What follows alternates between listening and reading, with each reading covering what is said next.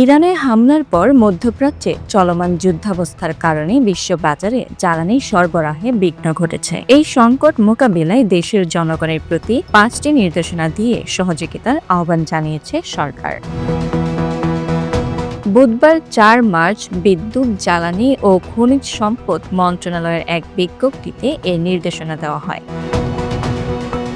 নির্দেশনাগুলো হলো বিদ্যুৎ ও জ্বালানি ব্যবহারে সাশ্রয়ী হওয়া, সব ধরনের আলোকসজ্জা পরিহার করা, ব্যক্তিগত যানবাহন কমিয়ে গণপরিবহন ব্যবহার, খোলা বাজারে ডিজেল, পেট্রোল বিক্রি রোধে ব্যবসায়ী সহ আইন শৃঙ্খলা বাহিনীকে তৎপর হওয়া এবং জ্বালানি পাচার রোধে জেলা প্রশাসন, পুলিশ ও বিজিবিকে প্রয়োজনীয় পদক্ষেপ নেওয়া।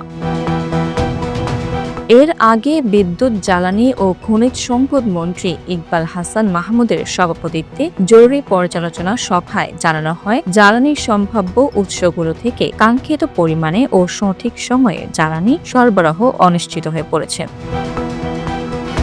মধ্যপ্রাচ্যে চলমান অস্থিরতার কারণে সারা বিশ্বে জ্বালানি সরবরাহ বিঘ্নিত হচ্ছে উল্লেখ করে বিজ্ঞপ্তিতে বলা হয়, এর ফলে অনিবার্যভাবে দেশের জ্বালানি খাতেও সাময়িক সংকট তৈরির আশঙ্কা দিয়েছে, যার প্রভাবে বিদ্যুৎ ও সারের উৎপাদন কিছুটা কমতে পারে।